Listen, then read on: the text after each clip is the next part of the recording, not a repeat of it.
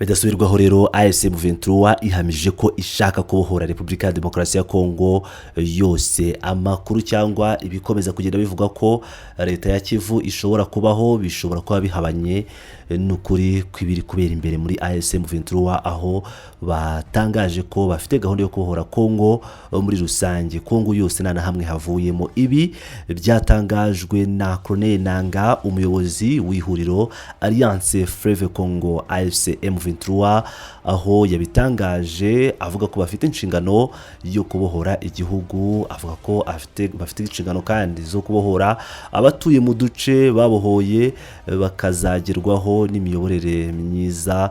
No kuvuga ngo yaba abo babohoye ndetse nabo batarabohora bagomba kuzagerwaho n'imiyoborere myiza nk'uko byatangajwe ubwo Colonel Nanga yasozaga amahugurwa agamije kongerera abakozi ubushobozi kuwa 23 Nzeri 2025. Tugiye kubagezaho ibyo uyu muyobozi yatangaje, ubundi tugaruke tuvuga kuri ibi ngibi. Turashimira Nyagasani nyiribihe no kubaho waduhaye amahirwe yo kumarana amasaha 48 turi kumwe dukorera igihugu cyacu. Turi umwe, turabanyekongo kandi Repubulika ya Demokarasi ya Kongo ni yacu twese. Nk'abanyekongo twagiye duhura n'akarengane, twiboneye imiyoborere mibi n'isesegura ry'igihugu ryatewe n'ubutegetsi bubi. Kubw'ibyo twafashe icyemezo cyo gukora twishyira hamwe nk'abaharanira impinduramatwara. Nubwo mu ntangiriro hari abatarasobanukirwaga, uyu munsi twese dusobanukiwe neza inshingano zacu.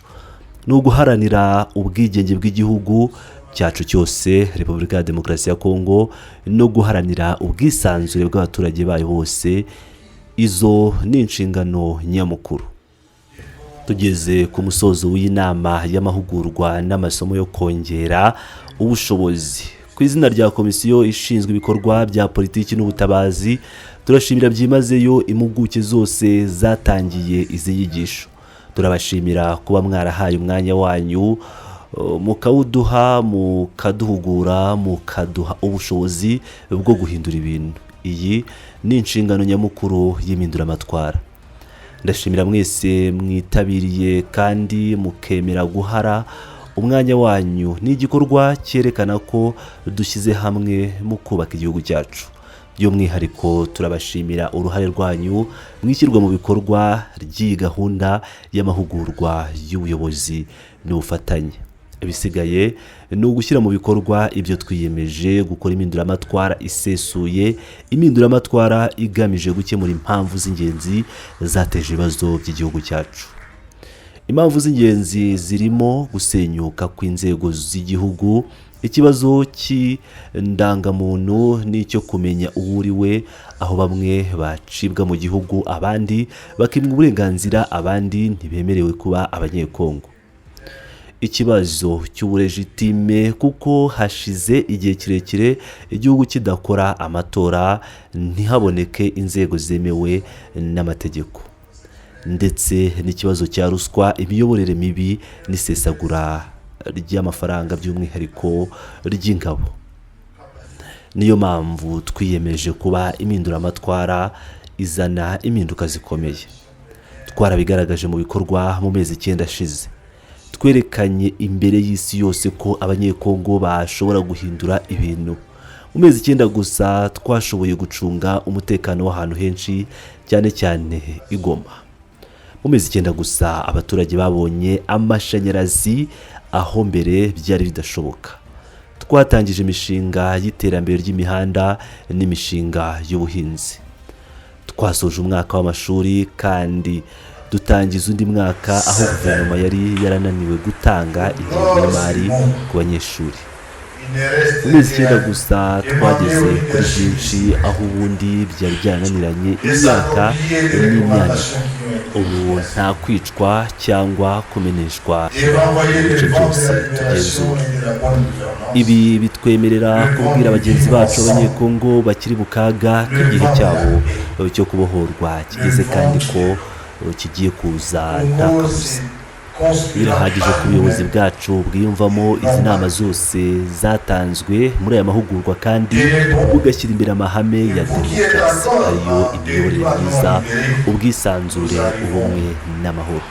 Turashaka kubaka igihugu cyacu ubwacu, tugikorere mu bwigenge, tutagitegekeshwa n'undi wese, kandi tubwira abavandimwe bacu b'abanyekongo bakiri mu bice bitarabohozwa turaje kandi tuzabageraho mu izina rya komisiyo ishinzwe ibikorwa bya politiki n'ubutabazi ndetse no ku izina ry'abo twari kumwe muri aya mahugurwa. Bitangaje ku mugaragara ko iyi nama y'amasomo y'amahugurwa isoje. Nk'uko mubyumvira rero, iri ni ijambo rikomeye cyane ry'umuyobozi wa AFC M23, akaba ari Colonel Nanga, akaba ari umuhuzabikorwa, aho yagarutse kuri bivuga ko abanyekongo bose bagiye kubohorwa. Ibi kandi ntabwo bitangajwe na Colonel wenyine. Colonel Nanga ntabwo wenyine bitangaje, nk'uko mwabyumvishe ubwo abasirikare barenga 7,000 bagraduatingaga, harimo abafatiwe ku rugamba ba FARDC ndetse na Wazalendo. Icyo gihe murabyibuka neza, umuyobozi w'igisirikare akaba ari uyoboye urugamba General Sultani Makenga, ubwo yavugaga ko bazafata ahandi hantu bagiye gukomeza bakajya Kisangani, Kindu ndetse n'ahandi, bigaragaza ko ibyo AFC M23 ishaka ari ugukuraho Tshisekedi, nk'uko byakomeje kugenda bitangazwa n'umuhuzabikorwa wayo Colonel Nanga. Colonel Nanga rero yongeye kubishimangira uyu munsi ubwo bari gusoza amahugurwa amazemo iminsi 2 amasaha 48 nk'uko abyivugiye asoza iyi nama. Nanga yavuze ko impinduramatwara bari gukora ikubiyemo impinduka zikomeye, ibice ngo twabohoye bigomba kugerwaho n'imiyoborere ntangarugero. Akomeza avuga ati akazi kacu ni ukubohora Repubulika ya Demokarasi ya Kongo, by'umwihariko abaturage ba Kongo basubizwe agaciro. Yashimangiye kandi ko impinduramatwara ikenewe cyane kuko guverinoma ya Kinshasa yananiwe kuyobora igihugu, iheza abagiye Kongo bamwe, abandi irabihakana. Colonel Nanga yavuze ko ubutegetsi buyobora Repubulika ya Demokarasi ya Kongo butemewe n'amategeko kuko Perezida Tshisekedi atatowe, bityo ko nta nzego z'ubutegetsi ziriho i Kinshasa. Yavuze ko amezi 9 AFC M23 imaze iyobora Goma na Bukavu berekanye ko abanyekongo bashobora gukora impinduka nziza. Ngira ngo rero murabyumvira ko Colonel Nanga yijeje abo mu bice bitandukanye bitarabohorwa, aho yababwiye ati turaje mutegereze, turi mu nzira. Ibi rero birakomeye cyane. Aya magambo Colonel yatangaje arakomeye cyane kubera ko AFC M23 nk'uko mwakomeje kugenda mubyumva, hari ibiganiro bikomeye byo kuba habaho ubwumvikane bukomeye. Gusa AFC M23 nk'uko byatangajwe ari imyaka 5 yasabye, biragoye ko imyaka 5 izapfa gushira. Tshisekedi manda ye izaba yararangiye.